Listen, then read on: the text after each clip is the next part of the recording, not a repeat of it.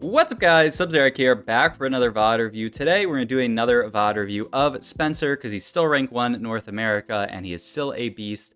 I know we talked a lot yesterday about the Zoe Reroll comp that he played, and Zoe is a fantastic way to play the game when you have a good spot for it, and you have a lot of Zoes, or if you get like the Spellblades augment like we got in that last game. But, you know, I wanted to VOD review a different comp this game to talk about a really interesting comp because it's changed a lot so far in throughout the set, and yeah, I think it's really interesting. But for those who don't want to be spoiled on the comp, I will wait until we get to. We'll just go from like a blank slate here because I know people like that. So to start off, actually, I want to talk first just about the item drops so far. Tier plus glove plus rod here. So tier plus rod definitely really want to play towards AP. Glove is a really awkward component in AP. JG is like a pretty weak item overall. You can go for like a thief's gloves. That's what I've done in the past, and that's a really nice way to get rid of this glove, or like a steadfast heart. But JG, it's one of the worst ways to, you know, one of the worst damage items that you can get. You'd much rather something like a death cap.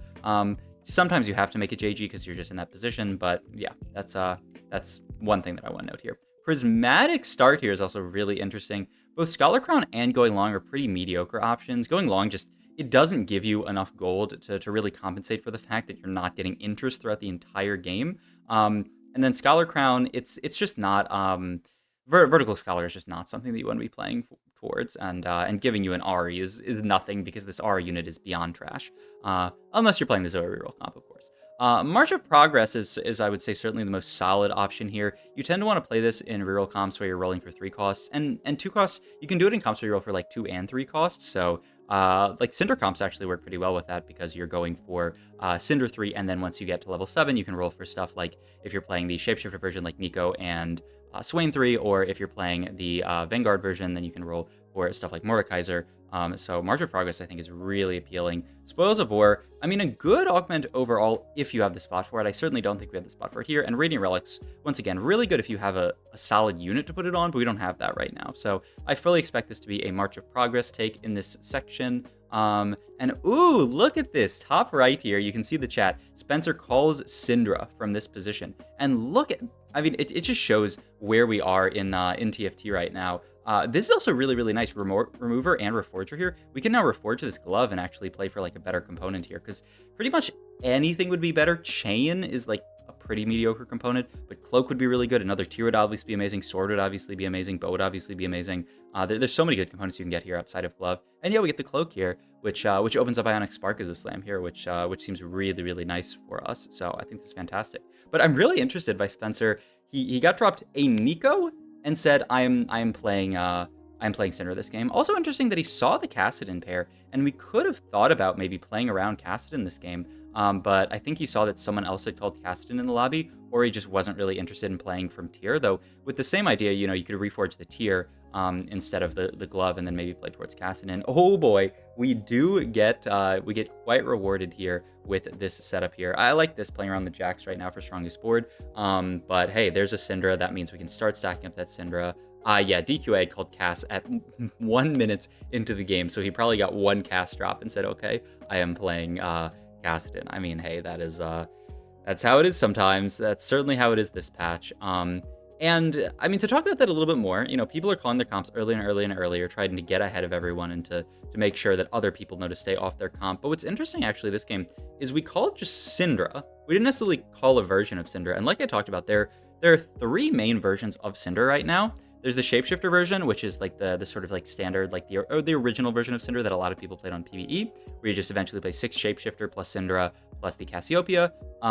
Gives you a really solid front line. You can roll for the Shyvana along with Syndra, and like with March of Progress, then we could roll for the 3 costs, the Nico and the Swain later. There's a lot of hype right now around this Vanguard version of Syndra, where you play more around Mordekaiser as a main tank, and we do have that Mordekaiser drop already, so I could certainly see that. You play around like 4 Vanguard, you can get like Eldritch stuff in, eventually you can get like Arcana in, or even like Mage eventually. I love the sword pickup here just for the Shojin. I think it makes perfect sense, right? Tier is, you know, not like, because of Syndra's mana cost, you generally want Shojin on her, compared to something like Blue Buff. Adaptive Helmet also have been fine, but I think Shojin is really solid to ensure that she gets as many casts as possible. And yep, we're always slamming this to go for as many casts as possible. But yeah, interesting that we certainly haven't committed there yet. We just saw that we scouted someone who had like an Eldritch opener with a Syndra, so we'll see how contested this board ends up actually being, because obviously Syndra is a comp that is very, very contested in every single lobby. When you get into more of these like high elo lobbies, it tends to be less contested because you see someone like Spence with a really good spot for it, Econ Augment plus 2 Syndras plus a Shojin made already. And there are a lot of people who will just see that and say, okay, well, I'm not going to contest you because your spot's too good for it. So, you know, if you're lower elo, maybe you can't relate to that. But, you know, I mean, there's hope, right? If you think people are just playing with no brain when they play TFT all the time, then there is hope. This person, they're level 4 still with a tier on Syndra. No slam, actually. They could make, say, like an Adaptive Helm and even a Guard Breaker here in this situation, but they've opted to not slam either. So maybe they're thinking of getting out of Syndra later, or we'll see. They do have Eldritch +1, so certainly they want to play vertical Eldritch to some degree, I would think, but we'll see. There's the Galio, and yeah, it goes to show we're going to look at selling these Shapeshifters here, and it looks like Spencer's really angling towards playing this Vanguard version of the comp. Now, Spencer's played both versions. I've seen him play the Shapeshifter version before, but I think there's a lot of hype around this Vanguard version, so it might be that he just wants to try it out this game, or it might be that, you know, he's played enough Shapeshifters and he said, you know what, I've seen enough, this version is stronger. Ooh, that's a full Morello drop here, which I have to imagine is the Slam here, and then you can hold tier open for maybe a frontline item, maybe even double mana item, because I know people are big fans of that. 2 cost into 3 cost I think is way too risky here, so yeah, we at level 6 here are going to roll down. There's a Nami already, which actually fits in quite well for Eldritch here, and yeah, we're going to continue to roll down here, get 3 mage in, and then yeah, just play this. We're going to make the Spark, and we'll see if the Morello comes down. I fully expect it to get made here. Ooh, actually no Morello. Okay, so we're going to go for the Archangel Slam instead. I think this is a little less common on Syndra. I've seen a lot of Morellos on her. Also, we're fighting Neela 3, which is scary from that augment, the Worth the Wait Prismatic. But yeah, he likes Archangels. And maybe he's holding this Giant Spell open for Nashor's Tooth here, which is like Bispis Syndra. We have the option to take Pandora's Bench here, but I fully expect it to just be Item Collector. This augment is too broken, and we already are quite likely to end up hitting all of our 3-stars this game just with the power of March of Progress. So we don't really want another Econ Augment in this situation. But yeah, okay, the Archangel Slam there, that's interesting to me. Instead of the Morello, the idea I would have to imagine is that we're going to go for Nashor's, because Shojin plus Nashor's is one of the best possible combinations of items that you can get onto Syndra.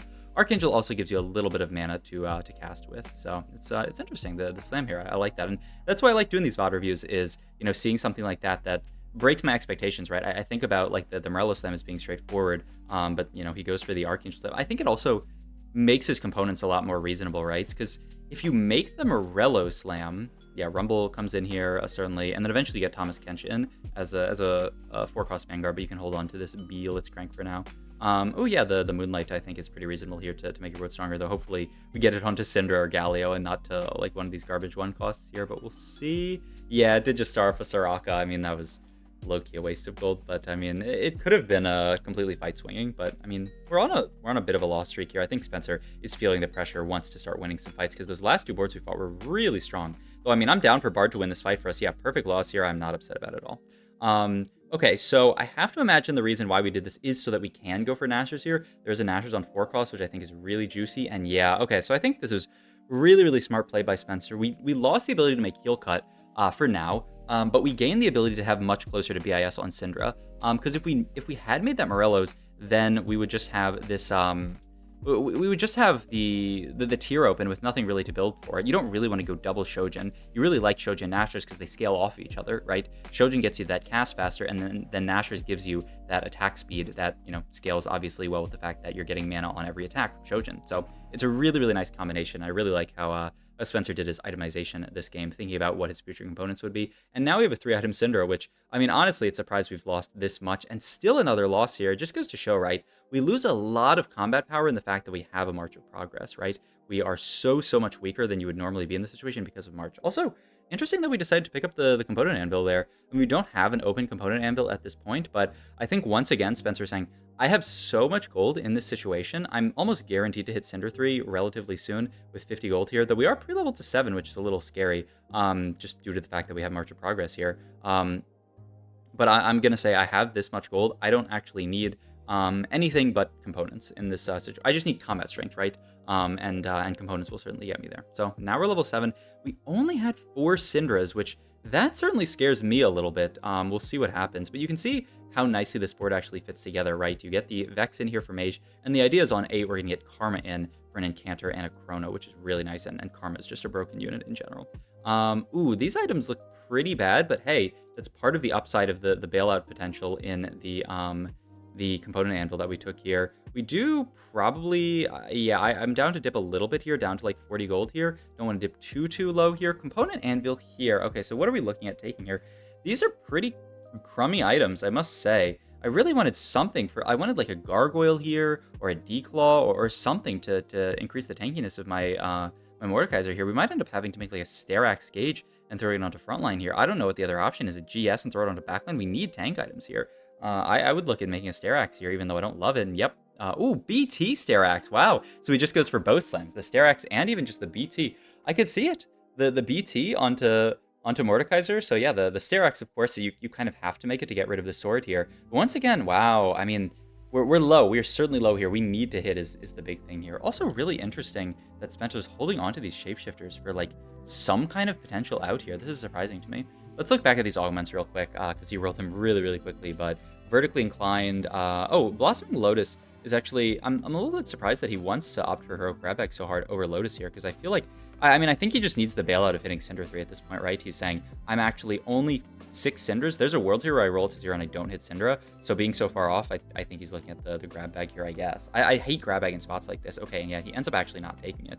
The problem with grab bag is, same thing, right? We already had the March of Progress, so we really don't want to be playing down 2 full augments. It'll be really hard for us to win this game that way. So we just take the 4 costs for gold, and we get a support anvil here, which or support item here in the Zeeks, which is not bad. We can speed up, I mean, some of these backliners, but really it's for, you know, mostly for the Nami and for the Syndra here. This positioning's a little scary for me because Nami next to Syndra, we could get AoE. There isn't that much scary AoE stuff. I mean, honestly, the biggest scary AoE thing in TFT right now is Syndra and Nami, so you know, if the rest of the lobby isn't playing, that will be okay. Also, this is a huge win for us being in the correct spot for Nami to get a really nice ult off against that Kassadin. Blowing up that Kassadin is really nice. Lesser Champ Duplicator also fantastic for us here. And so now I think it's, I would really consider rolling it to 40 gold here. Yeah, he rolls a little bit here, not below 40 though. His idea is that we're going to sack one more, it looks like, which scary to me for certain, but I think, you know, he's got faith that it's all going to be okay as long as we stay on this board. And Syndra is a very strong unit, so I wouldn't be shocked that we are fighting 7 Eldritch here, which is terrifying. The bear just with 7 Eldritch is so hard to beat when you fight at stage 4. It's just so hard to have enough damage, though. Syndra has so much damage. Oh, just barely not through it. So 18 HP. This is a horrifying spot to be in, I would say. We have a lot of our items finished. You want heal cut in this situation, right? You want rod or bow here, I would imagine. Just the rod looks really good for Morello. Yeah, there was also a Galio there with Giant Spell, which is both Morello and it's Sunfire. Though you really don't want Sunfire here, and this is also on a 5 cost, which feels pretty good. Also, Galio 3 is like your least important 3 cost or 3 star to hit. There's another Nami. Explosion I think is fine because we know we need to roll down here. That's a bunch of Mordekaisers, so I love this. We got to pick him up. There's another one. We're so close to everything here. What do you sell in this situation? I think it has to be Karma. I guess, yeah. I think it has to be. We're so close to everything else. Continue to roll down. There's the Syndra. We only have the 1 duplicator, so we still can't even make Mordekaiser. But Syndra 3, hopefully that's enough to stabilize us for at least this round. We also do need to pick that Karma back up because we had to sell it for being bench locked. But I mean, man, if Spencer does well this game, then, I mean, it just goes to show how insane this comp is, right? 18 HP, 10 gold here. The only saving grace is that he's almost all the way pre-pumped with this augment here, March of Progress. We do hit the Galio. Question, do you roll here? Do you not roll? I think it makes sense. Oh, okay, we are going to roll here right before minions. The idea being if we lose this fight, we are dead. So yeah, he opts to roll here, and we do finally hit the Mordekaiser with the duplicator. So we have hit the board. We have hit the board on 0 gold. We are level 8 next round. We don't have the Karma yet. Hopefully we can find her soon because she's a huge part of this board. But we have finally hit the board here. And you can see why people like this board. Look at this Mordekaiser just in the front line doing insane work. A ton of damage and a ton of tankiness. And this is a pretty mediocre build. Oof, the bailout as well. The karma here is huge for us. Chrono in and Incanter is really, really nice. It can heal your entire board. Chrono is also, healing, like the karma is also healing your board just by the way that her ability works. So fantastic here. And you can also itemize her as a secondary sort of carry type unit. We'll see what he goes for item-wise here. The roll down just for charms at this point, and maybe for 2 stars. He knows that it's so far until we're pushing levels. We really wanted a Morello, right? We really wanted heal cut, and there's no heal cut here. That's rough. I mean, I guess you're going Shojin in this position, right? The question is, do you itemize Karma or Nami here? I actually do wonder. I would think it would be Nami, but once again, I haven't played that much of this variation, so I guess we'll see. Or I guess he could look at some kind of other frontline item, like a Crown Guard or a Vow or something, but I have to imagine it's a Shojin, yeah, and the question is, where does it go? And he wants it to go on Nami, but he can't actually put it on her because the bunch of belts went there. So I think, yeah, he was actually thinking about putting on a Nami, but he said, I'm so low HP here, I have to slam items onto this Karma here, especially because we're fighting a Kog'Maw 3. Look at how scary this fight is. The Kog'Maw almost gets through our Mordekaiser. But yeah, okay, so it looks like he was leaning towards Nami there. She's CC, which is really, really nice, and Karma's kind of just traits plus her ability, which, like, we don't really need her casting that frequently. And so, yeah, I think this makes sense. Ooh, the Xerath in here is, I think, a really, really interesting call out from Spencer here to say, I'm going to drop out of 4 Vanguard. Okay, yeah. That was, I wonder if he thinks that you can toggle Xerath, but I don't believe that you can toggle Xerath during the, like, you can't put Xerath in and then roll and get Xerath charms. You need to have him in for, yeah, and he sees the current odds are 0%. Okay, I think he was trying to toggle Xerath there, but that is not a thing that exists in TFT, because that would be really, really broken if you could do that, and it would be really, really annoying. So yeah, that's why we don't have that in the game. All right, I'm gonna pick up a Voidling. Really, we just need a trait every round, a charm every single round. We don't want to be caught lacking with like a weak board here. And eventually, maybe we'll make it to 9. With March of Progress, you go 9 quite late into the game. If you were in my Twitch chat and you did !MOP at March of Progress, then you would be able to see what actually the interval is. I don't have the interval right now. I could pull it up, but we'll see as the game goes on. But yeah, !March of Progress in Twitch chat. Go follow me on Twitch. Oh, and also, if you're this far into the video and you really enjoy my content and stuff like that, and you like being coached in TFT, what, GS here? What did we go for? Double Shojin here? Okay. And you're interested in TFT coaching, I am doing a sponsorship with Raid Shadow Legends, the greatest mobile and PC game of all time. If you play Raid Shadow Legends and you do these sort of like quests in game and send me proof that you did them, I will enter you into a coaching giveaway. So links in the description down below if that's something that you are interested in, free coaching to play a game. I mean, what could be a better win-win as the sponsor gets happy and you guys get happy. So yeah. Also win-win is the fact that Mordekaiser is really tanky and Syndra does a lot of damage. So what are you even going to do? This Mordekaiser is so insanely tanky with the 4 Vanguard in here. And we're slowly reaching level 9 here. Radiant Eyes here. We get the Radiant Archangels onto Syndra, which is pretty nice. Interesting that we're still holding on to this B Blitzcrank here. The idea, I would imagine, being that eventually perhaps we could hit a Vanguard +1 and play 6 Vanguard, throw the Vanguard onto like the Vex here, and then yeah, play for that as our max cap. So smart to hold it until it affects our econ. But yeah, I think it really makes sense to sell it here once it's starting to affect our econ. The main next in would surely be Arcana in this spot, right? Hopefully being Xerath Arcana to get extra damage onto our entire board. Worst case, you can throw something like a Hecarim in and just put the Arcana onto, I mean, either the Hecarim or the Thomas Kench. I imagine it's the Hecarim because you don't really care for the AD on any of these units, but I guess we'll see.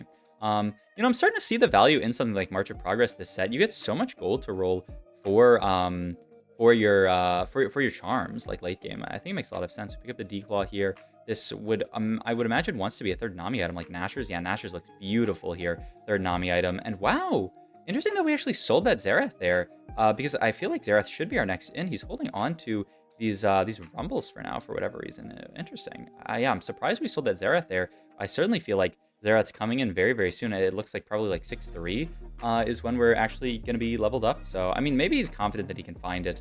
But yeah, I mean, continuing to roll down just for charms there. There's the Xerath back. I think maybe he realized that he wants the Xerath. Yeah, now he's going to hold the Xerath this time. I mean, Xerath 1 and Xerath 2 in this situation is absolutely no diff. because he's got no items. It's not like he's going to do a ton of damage. I guess theoretically you can move some of the Nami items over to him, but he really wants to have at least a damage item. So, I mean, yeah, and also Nami's a ton of CC. She's a Nami too, feels good. But look at this, man. 9 streak here with this comp. Now we can get Xerath in here. We need to Arcana him, roll down for, ooh, I mean, there's Karma too. Not really what we're looking for, but really looking for just a solid combat charm. I hate back row star. Wow. Okay, Silver Guard. That was quite a while with no combat charm, but hey, that is the upside to having something like March of Progress, where we have all of this gold to work with. So even if you miss on charms for a really long time there, you end up, eventually hitting with all this gold. So nice to have all this gold. I really feel like having a lot of econ insulates you from that problem of low rolling here. We still have no heal cut, right? And I think we're just gonna opt to, we're gonna opt to not go for the heal cut here. Just take Vow here. I wonder, I mean, heal cut is not bad against something like Redemption here, but it looks like we just don't care too much about heal cut on this board. We have the Rumble, who is like pseudo, not too bad. Also, Vow is a really nice item onto either the Galio or the Tahm Kench. Galio being a 3-star, looks like he wins the fight for the this. Also, the idea is that, like, surely Tahm Kench 2-star is going to cast with 4 Vanguard in, whereas Galio could maybe get a couple, maybe even a thruple of casts off here. A really stomp of a fight here, though, and it looks like we are just winning out this game. We do pick up the Nora here. I don't know that we actually can fit Nora on this board here. The only way to do it would be dropping out of Chrono, and yeah, it looks like we're just not willing to drop Chrono in this situation from the Vex, so this is just going to be our board. Potentially just one more fight. We still have the Spark over next to the Syndra. As always, if we're going to swap, make sure the Spark is in front of Syndra, so it's shredding. This Fiora jumps to our backline, which is a little scary, but our board is so tanky. This Mordekaiser didn't drop below half HP that fight, and it is an easy dub for SpencerTFT. So, a really cool game showing off this Vanguard version of the comp, which I think a lot of people are calling the strongest version of Syndra nowadays. So, hope you guys enjoyed this video. If you did, please like, comment, and subscribe. Check out all my links, my Twitch, the giveaway for the coaching down below. Also join my team for BoxBox. If I think you can still do that, but go do that if you still can. And yeah, thanks for watching. I'll see you guys in the next video. Bye.